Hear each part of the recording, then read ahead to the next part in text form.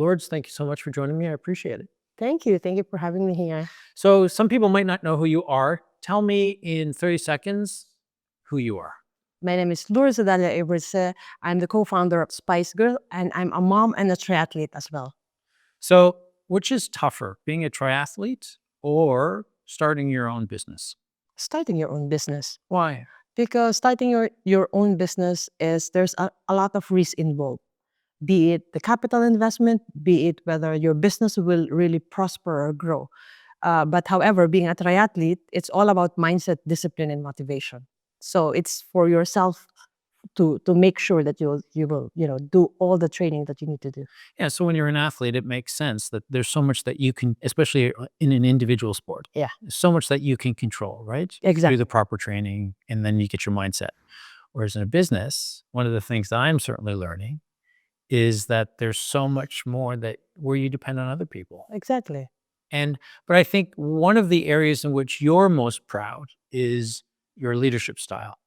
Yes, of course. So if you were to explain what is your leadership style and why do you feel that loyalty is so important?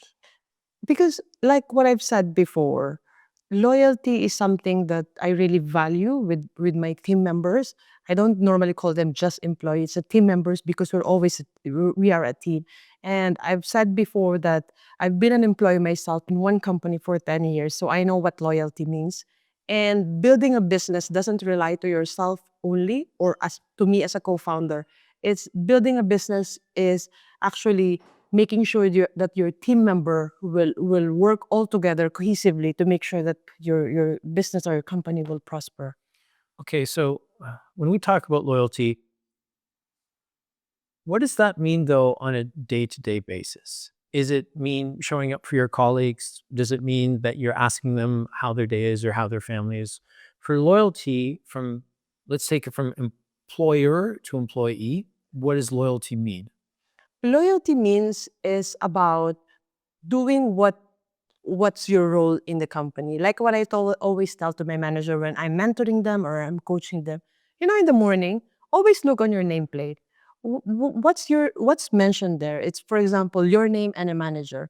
Your role for today is to make sure that you manage the team members, to make sure that you are motivated. Because in the end of the day, if you're not motivated in the day, then definitely how do you there's always a domino effect within the restaurant. So you have to make sure that you will actually do what your role in the company. And then because it's a two-way street, Yeah. right? So what do you think, and you were on the other side for so long, when you're an employee, what's loyalty to the is it to the employer, to the company? What does that mean for you? It's about being valued and mentoring the team members or my managers. That's what loyalty. That's how I tell loyalty to them, and also treating them as a family. Like what I've mentioned before is about in a small company like us, it's very important that you treat your team members with respect. Because in the end of the day, once you respect them, they will do the same. It's a domino effect in the company. Yeah, I agree with you there. I think that, it's interesting you were talking earlier about how you would refer to, your team members. For me, I always refer to them as colleagues, right? It doesn't matter who's in charge. Yeah. We always have colleagues. And I like to give them an opportunity. So I sort of am the same as you. I think about when I was working with other people, who were the best managers that I had, right? And what is it that they did that I enjoyed? And for me, the big issue is that I'm allowed to speak up. Now, I don't necessarily need my manager to do what I want when I have an idea, but they listen to me. Yeah. And I think that that opportunity to be heard, I think it empowers us, it validates us, and I think it makes us feel part of a team. And that to me is incredibly important to develop that sort of ecosystem Yeah. where you might not get what you want as an employee, but you are allowed to participate in ideas. Yeah, actually, you're right what you said, because what my strategy that I'm doing is I always tell them I don't micromanage. So if we have upcoming events or something, I always tell my managers and team member to come up with the idea, think outside the box, and then let's see later on whether that will work or not. Because in the end, once the employee or a manager feels that, hold on, this is my idea, this is my project, you will be proud of it. So I think that's where it's connected, how you value and how you will have loyalty from your team members. And I also think that, when you're not micromanaging, I think people feel like they have a little bit more freedom. Freedom, correct. And I think you're right. When people are allowed to work on ideas that they came up with, I think they're more passionate. Yeah. Yes, passionate about it, proud about it, and they want to do a better job because it was their idea. Yeah. And I think that that helps the whole environment, especially when colleagues are seeing that one of their team members is able to do something that they believe in. I think it helps the entire Yeah. environment. So you started Spice Grill during the pandemic? Yeah. During the pandemic or just before? Before How long before? So No. if the pandemic hit in March of 2020, March. So we're supposed to open April, meaning we started construction and I left my corporate job December. So imagine, so I finished my job February, March, and then April, May, that's supposed to be the opening. And then lockdown happened.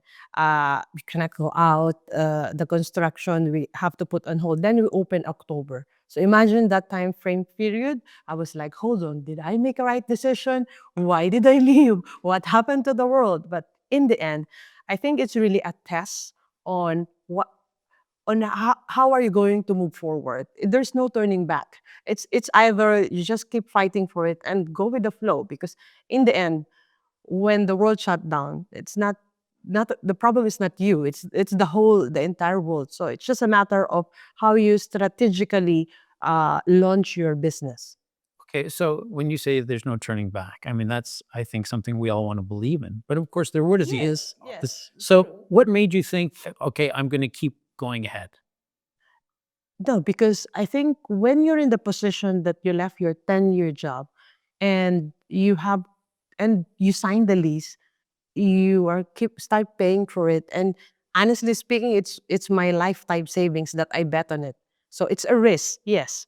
But looking back now, did I make the right decision? I would say now yes, because I never thought I can grow a restaurant. Okay, so Spice Grill, you open in October of 2020. At that point, I think we're still pretty much in lockdown. Yeah. How is it that you were able to function as a restaurant during that time? I guess everybody was working on delivery and takeout. Yes, but it was slowly that people started to go out, but not a lot. But look, in a restaurant business, for 6 months is crucial. You need to have huge marketing. You need to have a PR, and we have a great PR plan strategy during that time. Because when we were brainstorming with the PR team that time, I told them, by the way, the employee that we interview are the people who lost their job during pandemic, and they said that's your story, because don't push forward that there are two Filipina who open a restaurant during pandemic. Right. So I think it's a matter of using the PR strategically, because PR team will help you how you're going to launch your business. Because I never thought that that will be our story. When we launched it, when someone interviewed us, and actually that's the start. It's like, oh my God, when everything are closing down and it's a negative story in the world, then there are two ladies who did a good job and who did like with values, and that's the start. Then I mean, even I remember even a big network station in the Philippines, they contacted us for to be included in one of the video. So I think it's a matter of having the right strategy in place when you launch the business. Now, there are an awful lot of Filipinos here in the UAE. Um, was there ever any doubt what sort of cuisine you would serve, or you knew, I know Filipino cuisine, and that's what it's going to be about because it's something I believe in, but also because there are so many Filipinos here? We knew already because my business partner is a chef. So that's the concept already that we wanted to do. It's just a matter of making sure that they will come to Sarja, because I remember someone asked me, Lourdes, you left your job, it's a high paying job, But you enter restaurant business, why in Sharjah? That's the question. Why in Sharjah? Why not in Dubai? And I always tell them, look, my business partner asked me, Dubai is very saturated. There's a lot of restaurant, but in Sharjah, there's a lot. This is a hidden gem. I mean, it's better to have a bigger portion of the pie than in a smaller portion in Dubai. So that's why we strategically opened the restaurant in Sharjah. It's a 250 seating capacity, waterfront view, and there's nothing like that in Sharjah. Then when you launch the business with a great PR campaign, then Filipinos and other nationality comes to Sharjah. So you had the restaurant in Sharjah for how long before you opened up a second restaurant? 3 years. 3 years. And now today, We have three. 3 restaurants. So one in Sharjah and 2 in Dubai? Yeah, one in Al Ghurair Mall. So it's like a food court style. Mhm. And we have in Burjuman Mall, which is have 55 seating capacity.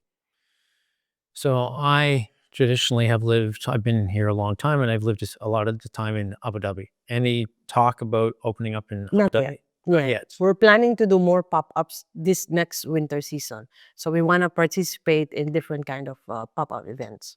So when you wanted to start a restaurant focused on Filipino cuisine, did you have family members or friends who are Filipinos saying you should be doing this or less of this? Or it was your business partner who said, I know exactly what we should be doing? Yeah, my business partner is the one who convinced me. And even I've been in a corporate industry, I'm actually a graduate of hotel and restaurant management. So me and my business partner, we work very well because she's on the food side and I'm on the management operation side. So it worked out perfectly. Yeah. All right. So on the other side, what are some of the principles that let me backtrack. Some of the worst bosses I've had, I've learned the most from, because I've said to myself, if I ever become a boss, I will never do that.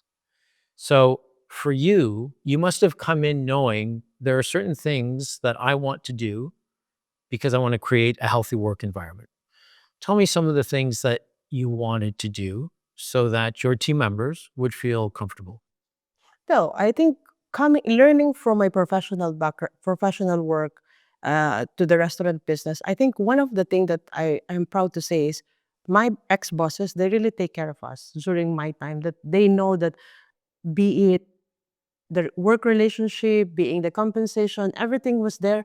I think I've learned that if they're taking care of me during my tenure, and I want to do the same to my team members. So I have to make sure that, uh, we're aligned with the values and the company standards. But there wouldn't have been, let me rephrase it. Were there any negative experiences at your previous job where you thought, I want to make sure that doesn't happen in a company that I'm starting? Uh, And if you say no, I'm not going to believe you, because we've all but had anyway, I'm awful thinking, experiences. We've I'm not all gonna had say awful no. Definitely, there's no perfect job. job environment. But I think one of the thing also will be the culture within the employee working together. There's always a politics here and there. That could be one of the thing that I want to make sure there will be no politics in my restaurant. So I assume that your partner would say that we're not going to compromise on quality. The food's always going to be exactly the way it's supposed to be. But for you, coming from a business background, were there certain issues that you thought, I'm not going to compromise on this? It might not be lucrative, but I'm going to do it. Yeah, when we talk about food costing here and there, the chef, they don't care about sometimes the Right. costing, but looking on the financial, I have to make sure that, it's makes sense. Of course. Yeah, that could be one of sometimes our argument, but we reach to the point that we overcome that already. So you're also a triathlete. Yeah. Talk to me a little bit about how being a triathlete maybe has helped you as an entrepreneur.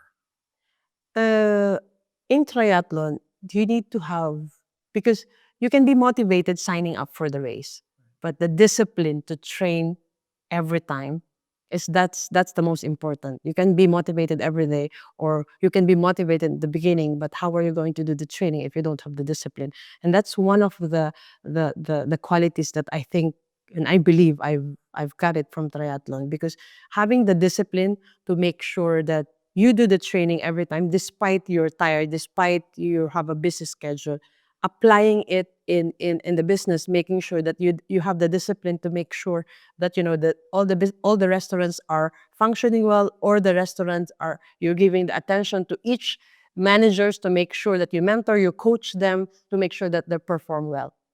Yeah, I think that certainly in journalism, one of the qualities that I think helps um, organizations become stronger is this. I call it the daily grind. Right? You have to first of all embrace the grind, much like as an athlete. Right? There are going to be days when you don't want to train, Yeah. and you have to, and you know it's going to pay off Yeah. in the long run. I also think that in work, we've launched This is Dubai, and it was about 9 months ago. And, your first week or your first month, that doesn't mean as much as you think it does. What matters is the consistency, Exactly. making sure that day after day after day, you're doing the grind. Yeah, because you need to be patient. Because it doesn't matter if you're doing the training from day 1 to 10, but it will pay off later on when you do your race. Same thing in business. Even if, for example, there's not much client now, just do consistently when it comes to social media, how you talk about the business, do PR, and make sure that that the staff are trained to convince the client to come back, and it will pay off later on. It's just, I think patience is very underestimated, and we need to learn how to wait, because once it's there, it will be worth it. I agree with you, but the issue with the impatience is that I'm paying staff. I need to generate an income. I need to make sure that revenue is coming in. And that's where I think I know I sometimes lose sleep, and I lose focus where what am I supposed to be doing? And I think as an entrepreneur, at least I did, you will struggle trying to make Yeah. sure that what should I be paying attention to today?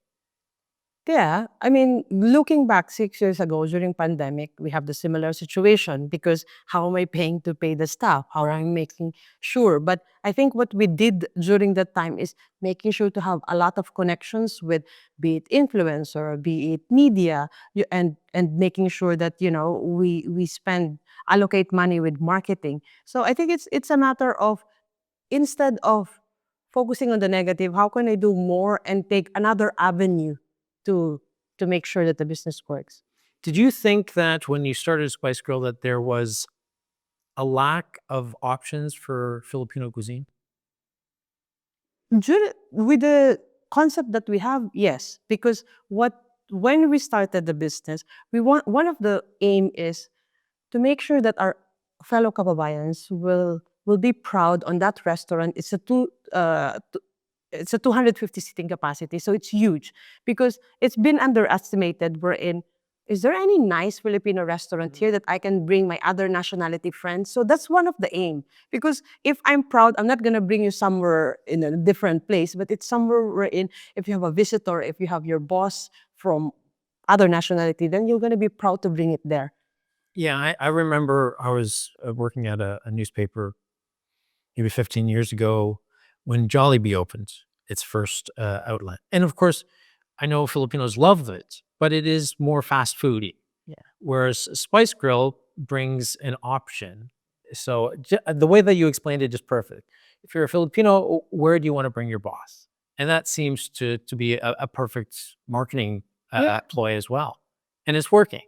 Yeah, it works for the past 6 years, and we are proud to say that we have achieved what we wanted to put forward in public. So I guess one of the key questions then is what percentage of your clientele are not Filipinos? No, actually now it's 50-50. Really? Yes, most especially in Sharjah, you will see that there's a lot of Arabs. The Arabs love to eat with their hands. Yes. And they love it. And when they go there, and sometimes it's nice when you go to the restaurant, and most especially during the evening, and you see like other families, other nationalities enjoying their food.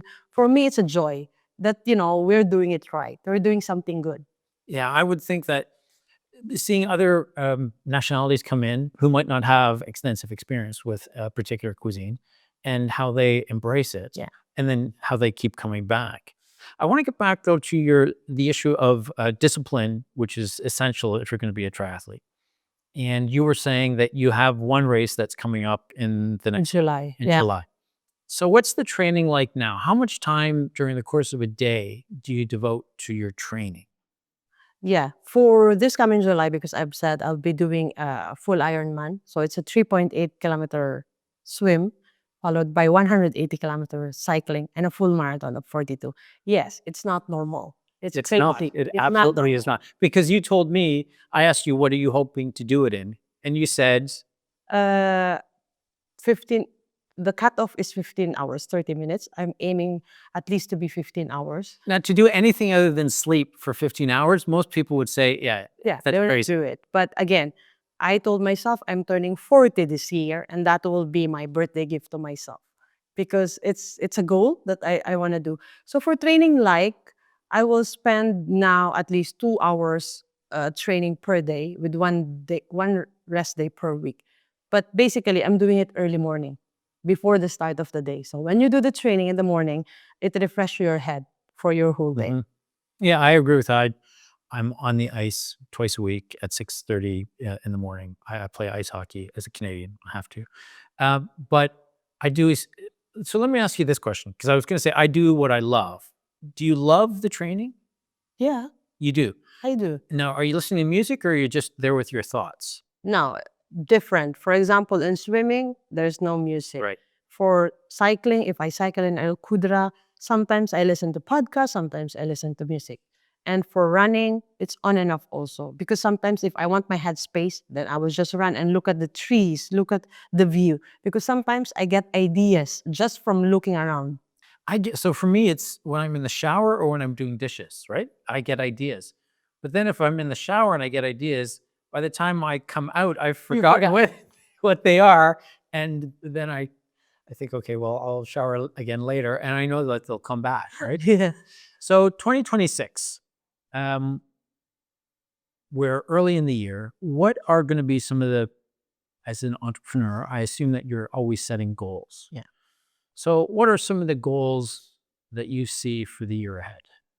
For example, for Spice Grill, we're having an initiative wherein we're doing Sarja to Table initiative. So we partner with the local fishermen folks in Sarja, making sure that the fresh catch from Sarja will be sent to the restaurant, and that's where we're gonna serve it, most especially during the Ramadan season. So I think it's about paying back.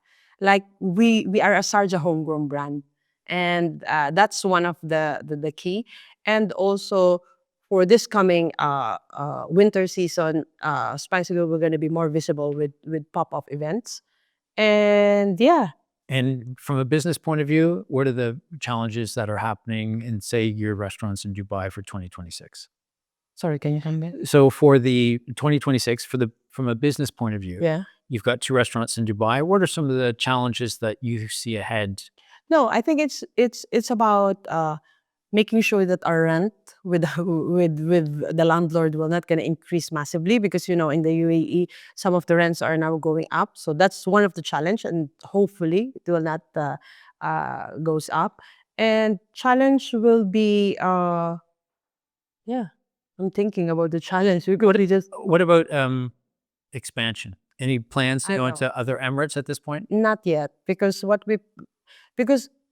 me and my business partners strategically think some of the restaurants, when they reach the point that they over expand and open a lot of restaurants, but for us we want to maintain the quality. We want to make sure that our presence in Dubai and our presence in Sharjah are intact. So we just want to make sure that these 3 restaurants are okay and doing well, and just do some pop-up events, because once you build that, then you can expand later on. Lourdes, thank you so much for joining me today. I appreciate it. Thank you for having me here.